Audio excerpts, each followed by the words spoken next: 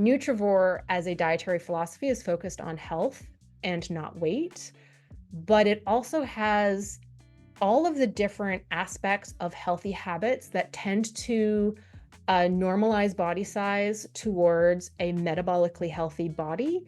All of those different habits are built in. Hit me, Producer Potts. I have learned from you that Nutrivore is weight inclusive. Yes. However, many of us do have weight loss goals. So my question is to you, can we use Nutrivore to approach our weight loss goals in a healthy and balanced way? Absolutely. So anybody who has followed me and my content for a while knows that I have had my personal own struggles with both my health and my weight. And that one of the personal experiences for me that is informing how I communicate about Nutrivore is that I have found that my health and my weight have not correlated very well throughout my life.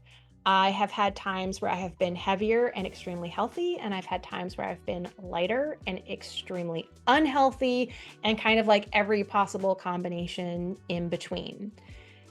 But not only is that my experience, that's what the science says, right? The science is pretty unequivocal that we can be healthy at any size. That doesn't mean that every person at every size is healthy, but rather that weight is a very poor proxy for health. It's a very poor way to measure how healthy somebody is. There's a lot of factors that go into weight that don't actually impact health, and that it is far better to look at things like how active someone is, what's the quality of their diet, look at things like blood pressure and serum lipid panels, right? Markers maybe of inflammation, look at markers of insulin sensitivity, right? Glycemic response, hemoglobin A1C type stuff, right? That gives you a much better picture of someone's health and where the tweaking might be required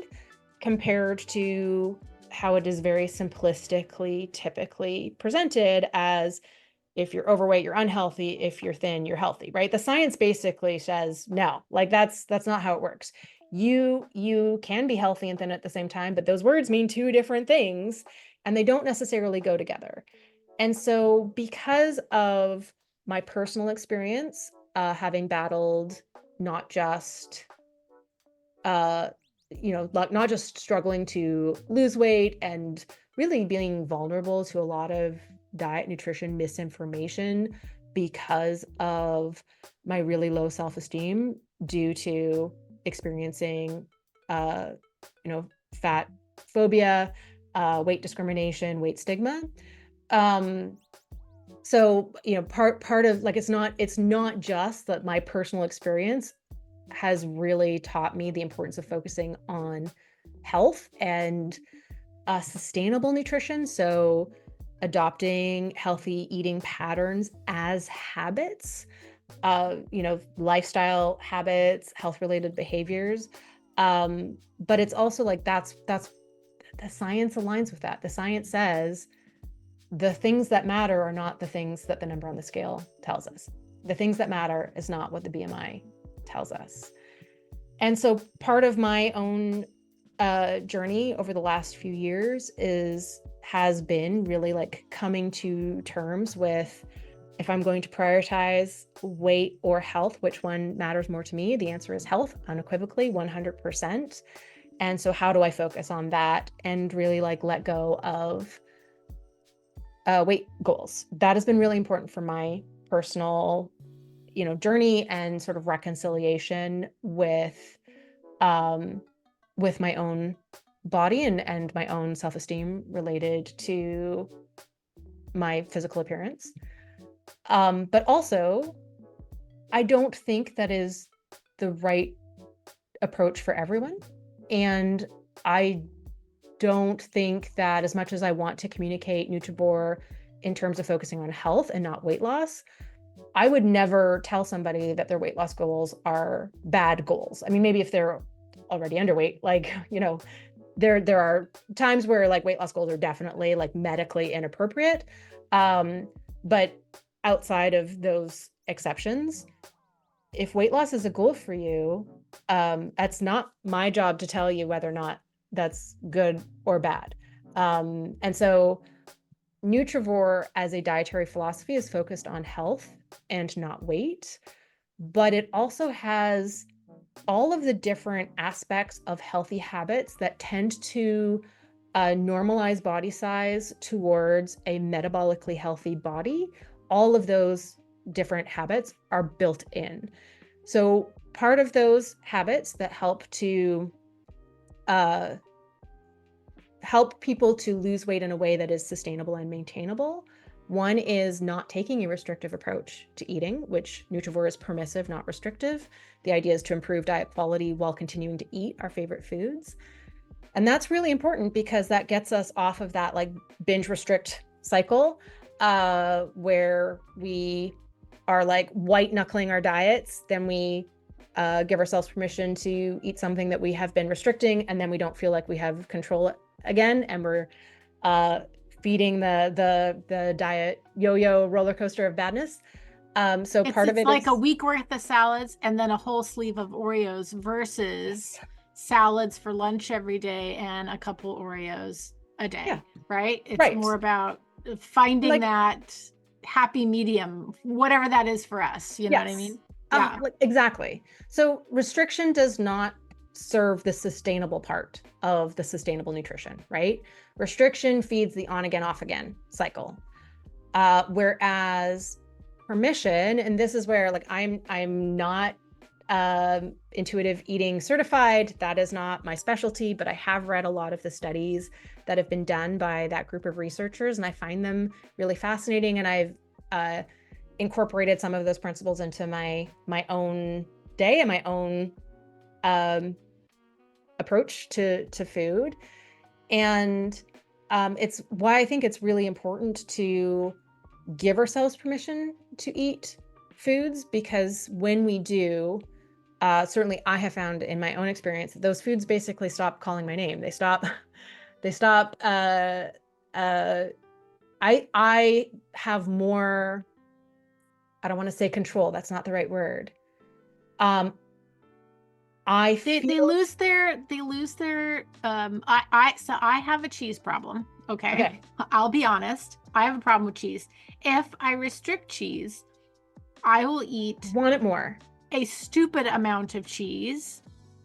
But if I allow myself a little bit of cheese every day, it kind of loses its luster. It's kind of Yes. like, it's not new anymore. So it's kind of like boring, but I like it. So it's just about, changing up. And because I'm allowing myself a little cheese every day, when I go to the store, every time I go, I try to buy a different kind of cheese to kind of lean into that dietary diversity that you've taught me. So like, yeah, if I restrict cheese, I will eat a very unhealthy, ungodly amount of cheese within like a few weeks, and then I'll stop eating it again because I feel so awful. But that doesn't work versus allowing myself a little cheese every day has worked perfectly for me. So that's hello, my name is Producer Potts and I have a cheese addiction.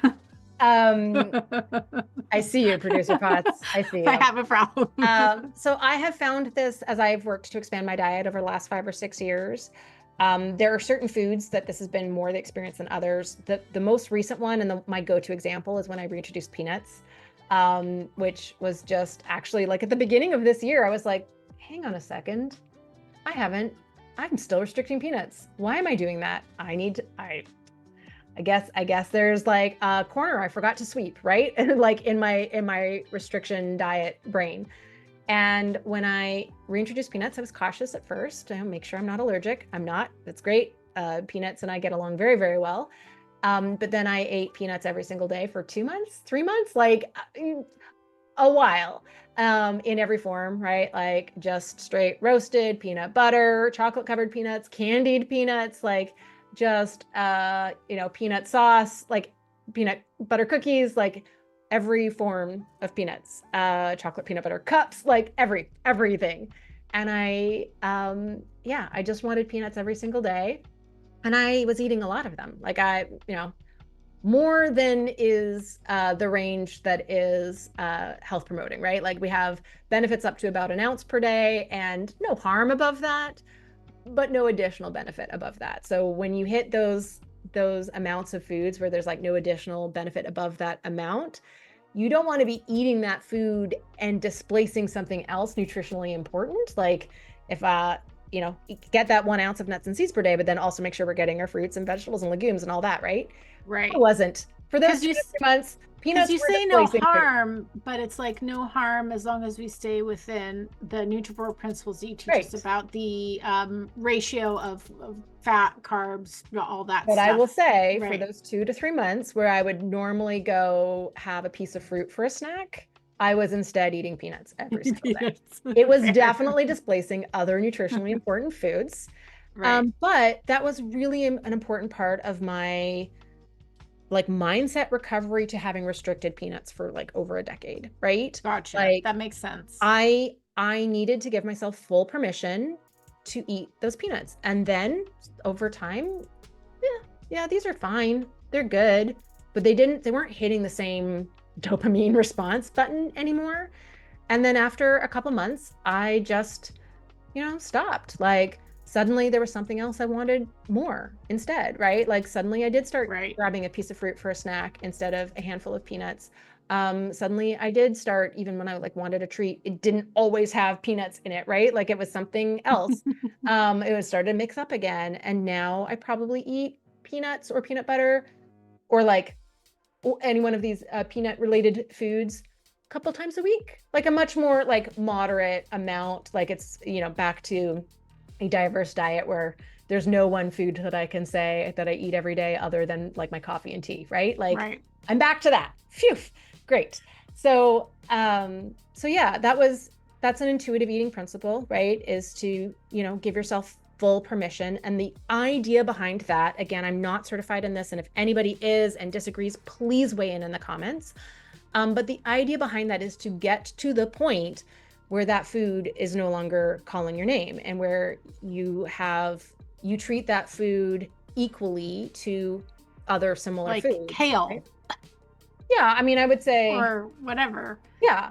Would not like American the foods, same in my but like brain any at this other point? nut that Yeah, you would I would say like any other nut or seed. Like right, like any other nut or seed. Like we're not Right. going to ever say that chocolate and kale are going to hit the same buttons in our brain, Right. right? Like Right.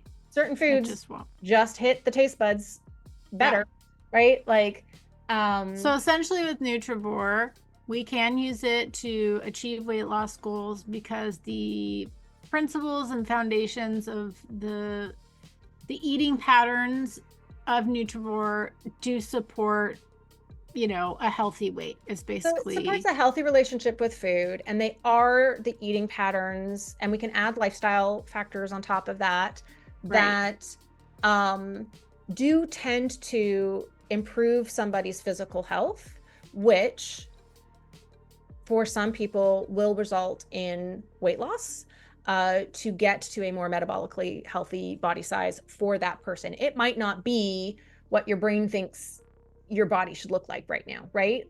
Well, that's probably true for most of us, yeah. Well, that's partly the bad programming we've gotten from society. Right. But it's one of the reasons conversation for another why video. when I wrote Nutrivore, I have a section in the first chapter that is like it really talking about the science behind being healthy at any and every size, and why Nutrivore is focused on health goals and not weight loss goals.